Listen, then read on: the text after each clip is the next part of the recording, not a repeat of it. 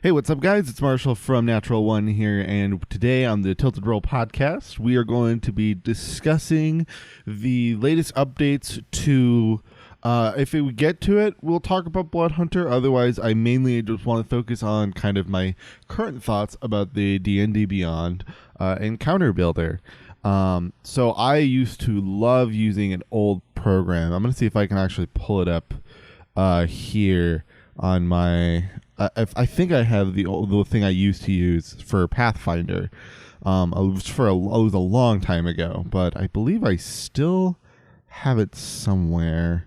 I may not. I may have lost it. Oh, here we go. Actually, yes, I still do have it, which is nice. It was a great tool, and I loved it a lot. So here, why don't we close? Let me close those. All right, so here we go. So I used to use this. This is just the combat manager. So my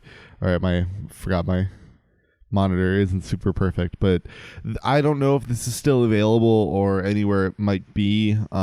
So apologies if you can't find this anymore, but I loved this thing. This thing was awesome. So, if I could obviously, what was nice is I could just institute a standard party. So, like we get player 4, we'll say they're, level 3. So maybe their health is like a 40 and then a 26 and then 19. It's a squishy sorcerer. And then we have a 30 for whatever, right?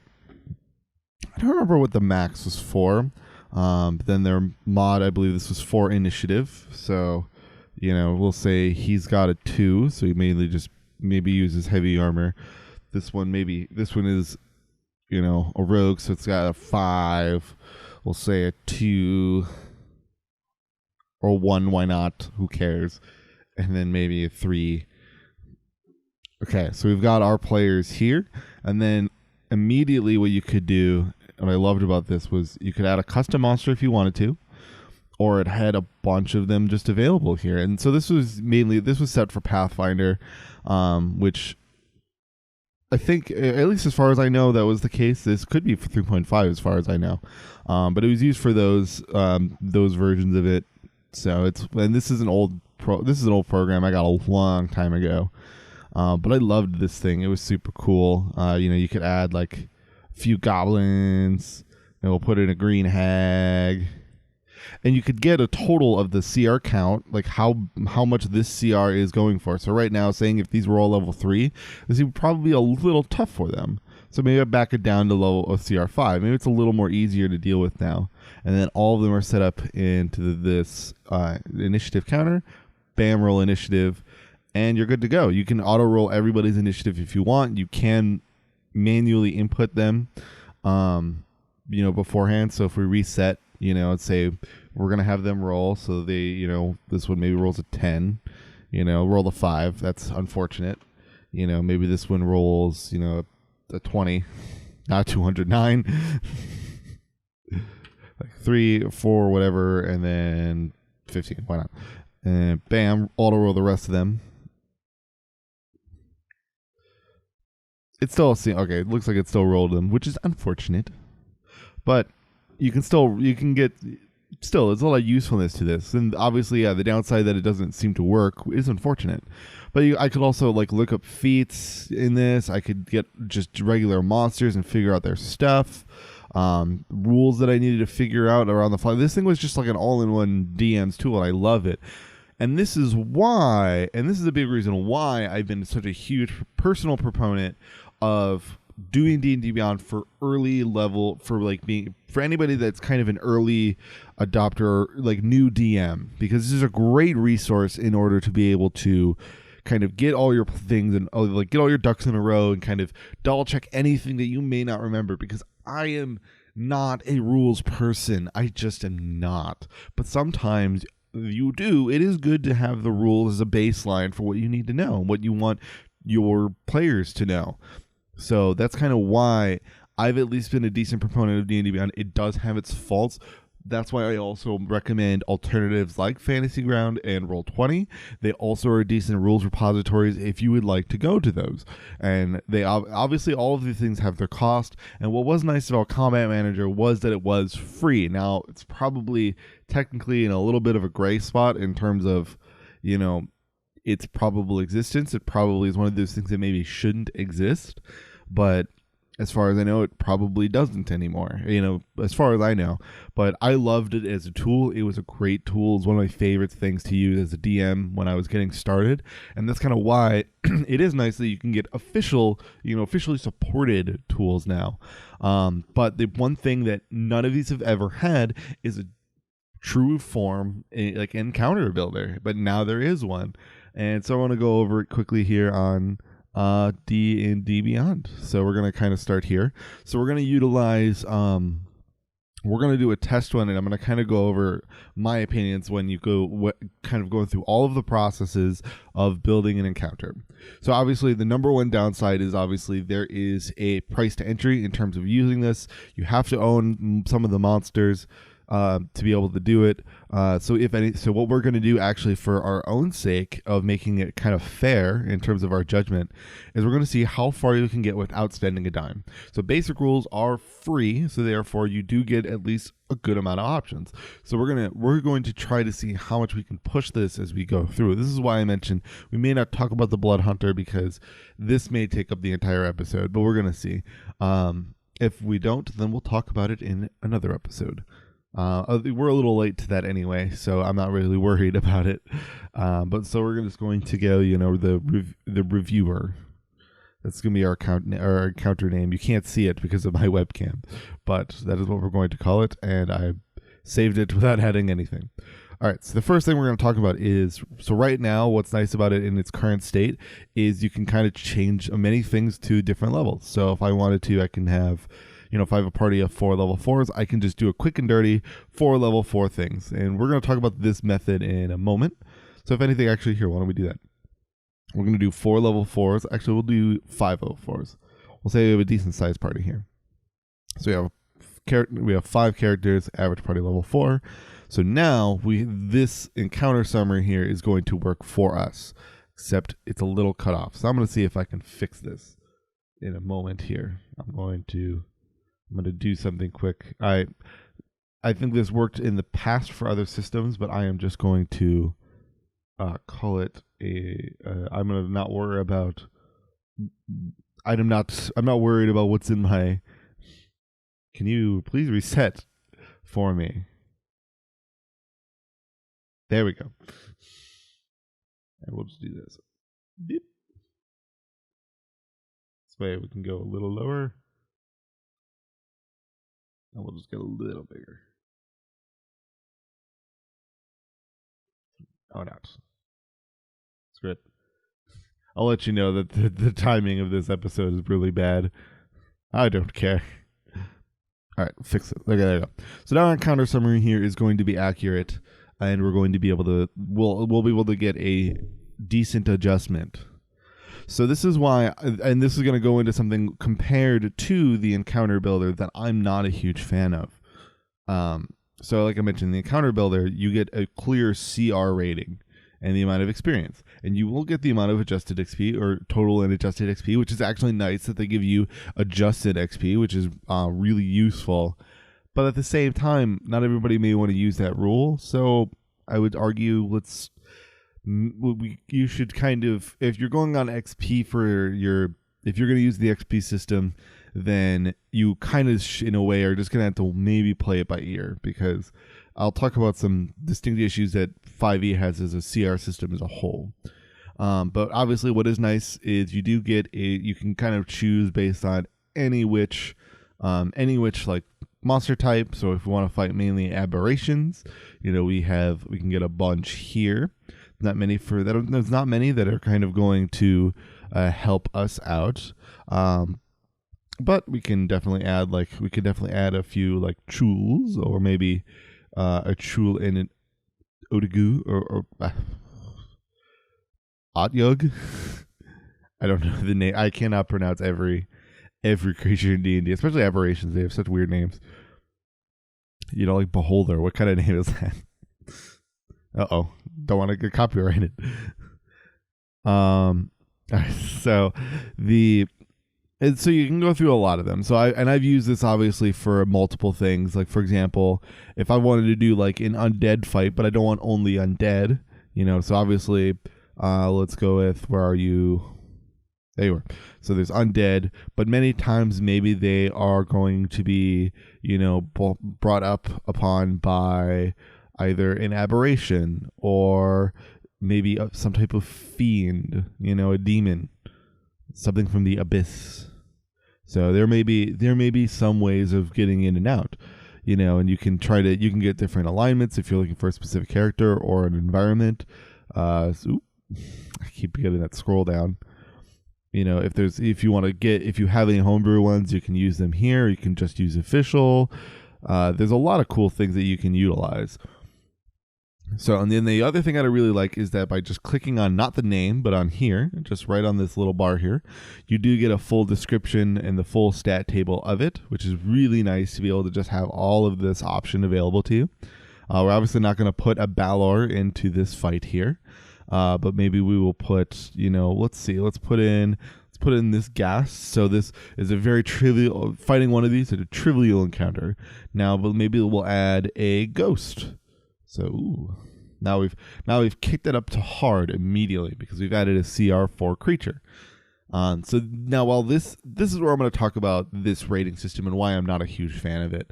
So I don't mind the idea of it being a hard, like, I don't mind the idea of the label, and I actually don't mind this visual aid. Like, it's actually not too bad for the idea of, you know, throwing in, say, you know, like I said, we took out that ghost, maybe we switch it with a ghoul, you know, and so now we have 2 ghouls, now we know it's deadly. And getting this visual representation isn't necessarily a bad thing, and I'm not kind of turning it down by any means.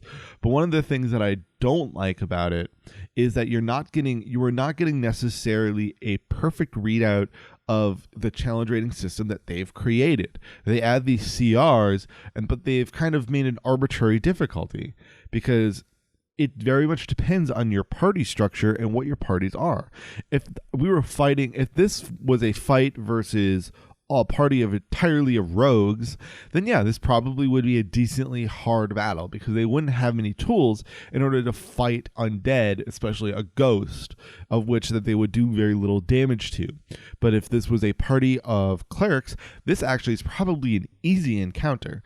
And I'm not saying the CR system fixes that, but what I'm saying is that it doesn't, unfortunately, this system doesn't really befit anything like that. Because, for example, what is, going back to the nice things that exist in this, is that you can import campaigns of your own. So we're going to use my Monday group as an example. So this is my group from Monday. These are not, so a lot of these characters aren't fully fitted out yet, but it's enough to be able to showcase some of the things that do exist, right? But so what we know is in the regular one, so if this was, we'll even do this, so we'll go 5 level 4. So we can see that there's this kind of mark here. And so supposedly, if I bring in Ghost of the Ivory Curve, somehow this becomes harder. And actually here, let's change that because not all of these are filled out all the way. So you know what? I'm gonna back off on that. Maybe not actually perfect. Let's put in our Evercrescent Moon people, right? So this is now we're in level 7 territory. So here we'll change this. We'll fix this up. Oh yeah, and that's gotta be changed. But we'll do this. Here we'll fix ourselves. So we'll make this. So we're gonna make this. Technically, there's 5 because there's Vanessa. So we're gonna put 5 level 7s, and then we're just gonna add a couple ghouls and some ghosts, and maybe a Barb Devil. Nah, we'll want to get it to hard. So maybe we'll throw in a Hellhound just because. I don't know what a Hellhound is doing here, but all right. So now we've got close to here. Now let's import our Evercrescent Moon. We're gonna hide this guy, and we're gonna add Vanessa or Vivian. Sorry, it's Vivian. We're gonna add her manually. So technically, she does kind of turn this off a bit in here, actually. So why don't we make it even? Why don't we make it even fairer? I know I'm changing the rules a lot here. But we're gonna do 4 level 7s, Maybe so remove a Hellhound. Bam. Now let's include our Ever Crescent Moon characters. We're gonna hide this guy. And so this suddenly becomes this. So this didn't change much, but you saw when we had our Ivory Cove ones, when we had this labeled for a CR, a CR3, or essentially CR4. Sorry. So Ghost of the Ivory Cove. This suddenly became harder, despite that. I guess they're not at level 4 yet. I guess maybe that's why, but. This would definitely be super trivial for them, like very quickly.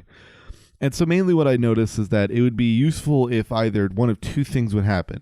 Is that it either took more stats from your characters for the fight, or if it would, like if this would take more stats from your characters in the fight and utilized it to maybe adjust the difficulty more. Because again, if we put it a party of 5 clerics, this encounter would be done very quickly. They can immediately turn undead. They all can turn undead. They can utilize, they can use radiant damage a bunch. They with just even their cantrips, especially if they had a paladin, they can use smites. There's so many things that can make this obviously really trivial. But this really wouldn't notify you, and obviously that's on you, the DM, to understand that. And that's obviously not what this is going to be for. But it would be nice if it would kind of take a little bit of information from all of these characters and bring them in here in a way that does make them work out. Because now let's save this encounter. We're gonna run it now. So this is the part of the update is that you can now run the encounter, which is honestly the main thing that I was really waiting for on this whole encounter builder, which is why I really neglected talking about it in more of a deep dive until now. So let's run the encounter.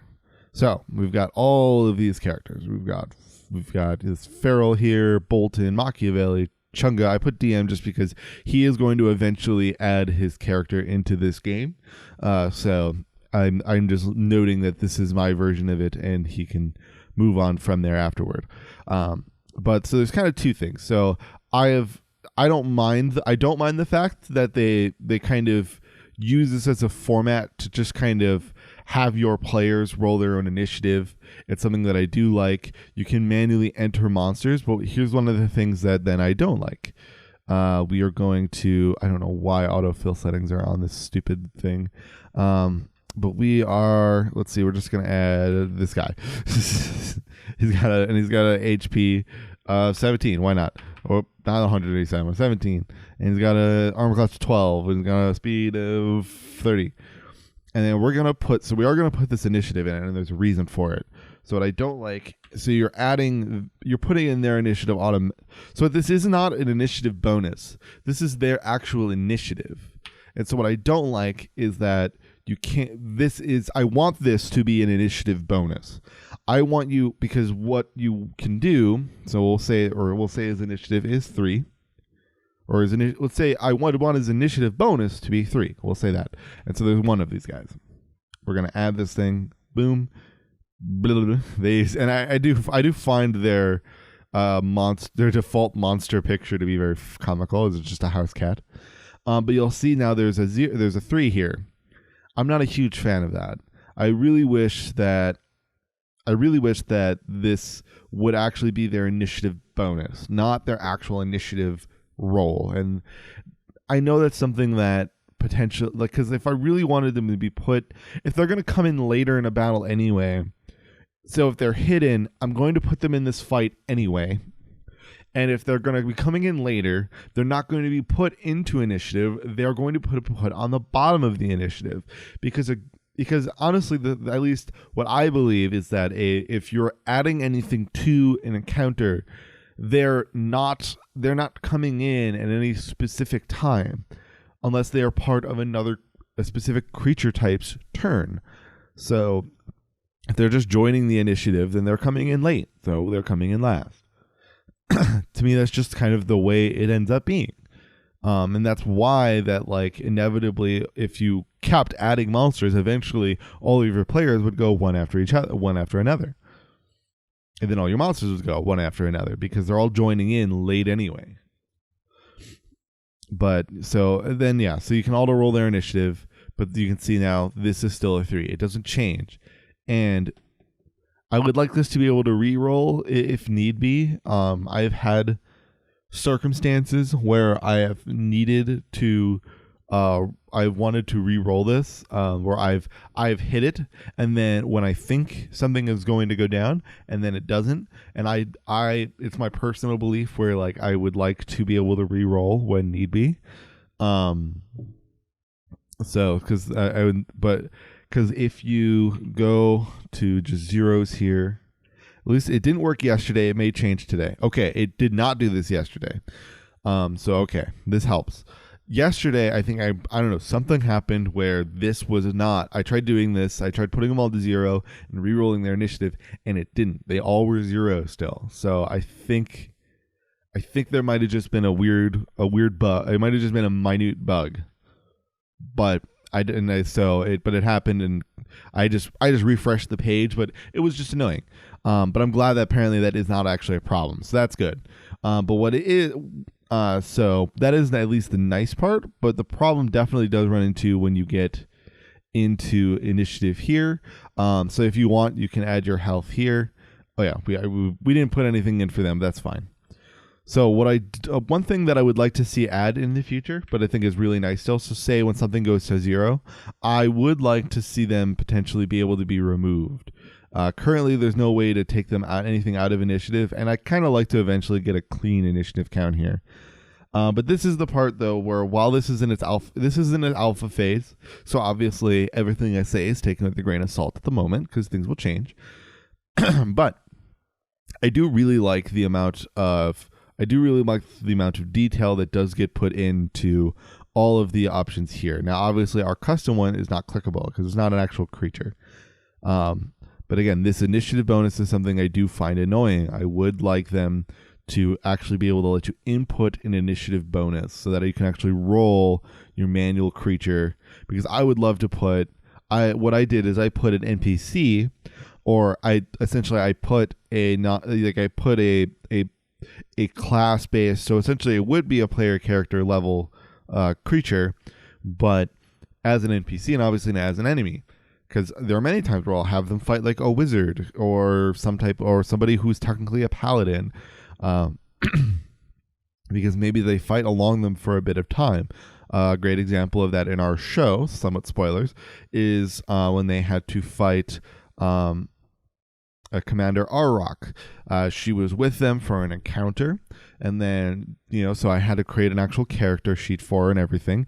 And then when they had to fight her, suddenly now she had to now kind of suddenly became them having to fight a PC level character, and I would have needed to put that in manually, and being able to yes, I can just roll for them, but I would love to just be able to have this just be an initiative bonus, not their actual initiative, not their like roll, because inevitably, if we go back,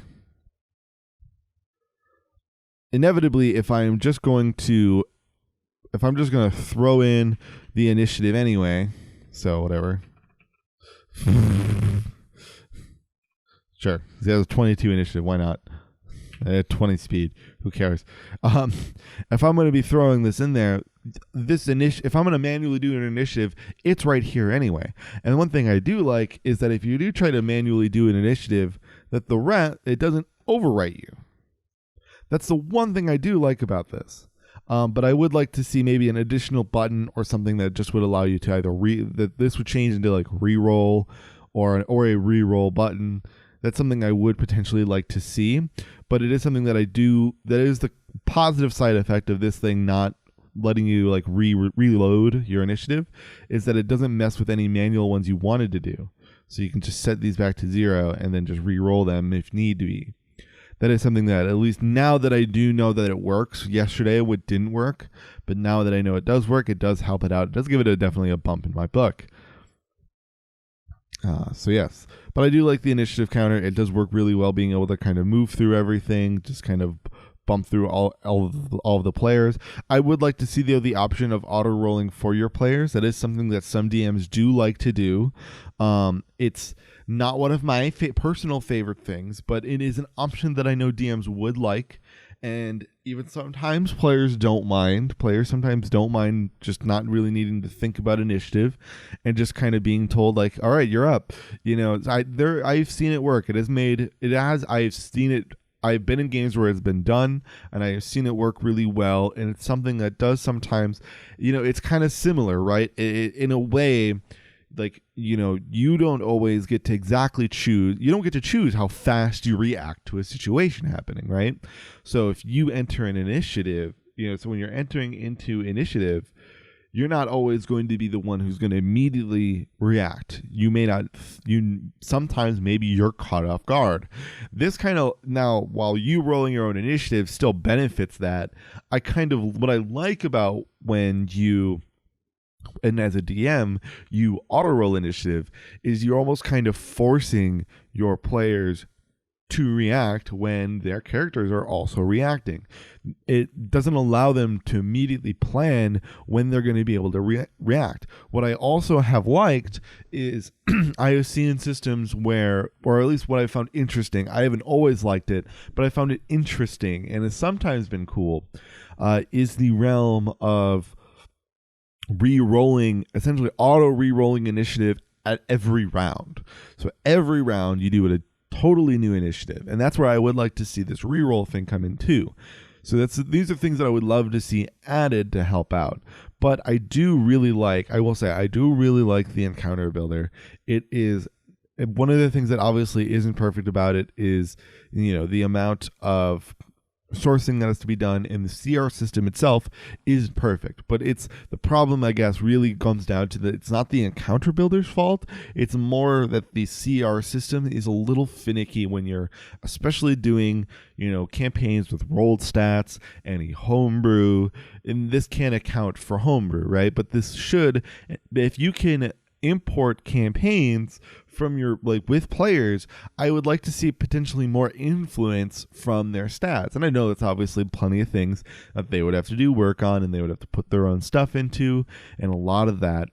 But it's something that I would like to see, or I would like to see them just pretty much create an entire CR, kind of like the regular combat manager did. Now, to be fair, if we're looking at our example from the encounter builder here, this is a CR5 creature, a CR1 third creature, and another CR1 third creature. But so essentially that should just make if you were just to add them together, if you were thinking of CR calculation as just adding them all together, then this is relatively correct. This is your CR5 because it hasn't hit a CR6 yet. Right? Let's go back to Goblin. We'll add our 1/3, and then you would think this should make it 6 because CR1/3, CR1/3, CR1/3, that should add up to being a CR1 encounter. And we'll even get rid of this, and technically this is a CR1 encounter. This is a CR1 half encounter. So in a way it does work, but when you put everything together, so you put in this green hag back, boop, this is still CR5. This, while you mathematically you would think that this would be a CR6, and that's just because it's not always cut and dry exactly as to when any of these things change their challenge rating. And so that's something that I would like to see changed in the future potentially, or I would love to see added into this to make it a more refined experience, is the capability, if they're going to be allowing you to import your characters into your initiatives and your encounters, I would love for that potentially in just the base encounter builder, not even obviously this, a combat tracker, is the capabilities of being able to kind of have your actual characters' classes influence the difficulty meter and potential true challenge rating. So that is something that I would like to see added and changed. One thing, though, I do like about it that I did mention is that it does operate on this experience. It does have this experience per player. So this is part of that, essentially experience change. So we go to edit, adjust experience. They did multiply this by 1.5, but inevitably once you get into the actual encounter and you save it up, you do get an experience per player count, which is something that for a long time when I was a DM, I was not inherently aware of in the experience system, is that you are supposed to split up your experience amongst your players. Not just like, so while this gives 1100 experience, it's not 1100 experience to everyone. It's kind of like when you divvy out gold. Like, oh, I can give you all 200 gold. It's not a 200, most of the time it's not 200 gold per player. It's 200 gold, to be split up between everybody. So that is something that I would like to see, though, more influence from when you import characters from because it's on the website. So inevitably, the tunnel should be capable of building in terms of bringing in kind of the abilities and essentially almost kind of creating like a counter CR, if you will, right? Like, I think based on a character class level, based on like what they choose for their, because I think even innately, it doesn't even have to be super indicative to the characters themselves. But the way I would argue is that they should be able to create a calculator based on what class they are. So essentially then doing, if anything, finding a way to create like what type of class they are, or just even using their health and their health, their attack bonus, and their armor class. That was the word I was looking for. Use those three just even use those three features. So the character health, the character damage or potential damage. So their essentially their attack bonus or damage bonus, and then and just use like that base action tree that players have in their D&D Beyond character sheets for your baseline for that, and then their armor class, and essentially utilize that to create a faux challenge rating, like counter challenge rating for the monsters. And by that way, then you get this adjusted experience level in difficulty rating, and then you might get a more accurate building of these encounters. Now because the problem that I've run into is I've constantly have had to put all of these encounters into the deadly tier for them to really mean anything. And the problem is once you get to this point where it's deadly, I no longer know how far this is going. This is where, like, if I was able to get a flat CR number, it probably would help me out in figuring that stuff out, because I don't mind the idea of this difficulty bar and the deadly factor, but I think that the difficulty rating here should be placed into the bar so I can know right on the bar, like, if this is deadly, hard, trivial, blah, blah, blah. But then this difficulty should actually give a challenge rating of your encounter. That's something that I think I would like to see thrown in there. But it definitely is a work in progress for sure. These are just the things that I would like to see added to make the encounter builder more of a refined experience, but it definitely is getting there. This was one of the biggest updates that the encounter builder has had, and it very much makes it one of the most viable things to use on the website. You may not really want to have, if you use a lot of homebrew, sometimes it's not great to have D&D Beyond. Like if you like introducing homebrew classes, then this isn't going to be something for you, and that's something that I am not a huge fan of. I would love to be able to import homebrew classes and the like, but it's not something that you can do right now, and it's something that I like to have as an option in when I DM things. So that's kind of a big problem that I would run into as well. Obviously, that would somewhat mess with some of the aspects of what I was saying that they could add. But because of that, it is nice, though, that the encounter builder at least does make then more sense if you're a DM.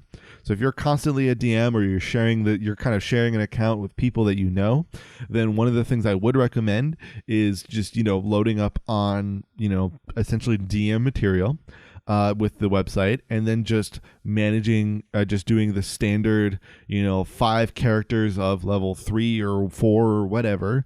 Now, don't worry, may not have to worry about importing your characters, and then just getting a list of monsters, because Lord knows that sometimes it's really hard. It can be really hard sometimes to figure that out.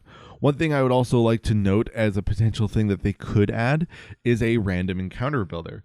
So essentially something that just lets them essentially put in their environment. So what I've seen other apps do this in the past. I actually had a phone app once that would do this. But one thing I would love to see them throw in is if you just put like the environment. So let's say we are in a coastal environment. So we're in a coastal environment. We have no other, and obviously maybe we'll do this. Well, maybe we say that, okay, we'd want our minimum challenge rating to be, 1/4, and we'd want our maximum challenge rating, obviously, or we say we want this to be potentially deadly. So we'll put our maximum challenge rating of 8 or 7, right? So this potentially will be difficult. That's something difficult that we can add in. And then I would love for them to just be able to put in a randomize button, just like boop, and then just grab from all of the list of the available stuff here and just bring in everything into an encounter that maybe is either, then you can utilize difficulty, right? So I want this to be a deadly encounter. All right, cool. Then that's where the difficulty encounter measure or like bar comes in. So I want this to be a deadly encounter. Boom, hit the randomize button. It just does one under random CR because you're not fine tuning it at this point. You're just finding a deadly encounter, and it can still do the deadly rating. So bam, deadly rating. Boom, the encounter's made, and you're good to go. If you just need a quick and dirty, I need an encounter, I need something for them to do in this coastal region or this coastal area, boom, you got it. You're done. Or even just like if they're surrounded by specific monsters. So say they, are in, say they're in the Feywild. Okay, so we're just gonna make it Fey, something like that. Anything that just inevitably find different ways to be able to create a random encounter, and that's something. So I would love to see them potentially be able to put something like that in as well, because that is something that even just free mobile apps have had for like ever. So that is something I would like to see added, but it's definitely not something that you can't do yourself for the time being. But otherwise, this is kind of my baseline of everything that I like with the encounter ruler. We'll talk another day about potentially some of the additions that they have talked about. Oh shoot, I also just remembered that a book just got announced. But I want to talk about that with Franny, so we're going to talk about that next week instead. So stay tuned for that. That's going to be an awesome conversation. I'm super pumped for that book, but we'll talk about more then. Make sure you subscribe so you can check out that episode there, and we'll see you guys next time. So long. This is something that I think will honestly be changed. I think this will be changed. There's no way that this defensive field is allowed to be used every turn. Essentially, every turn, you can use a bonus action to effectively heal yourself as long as you take less than 10 damage.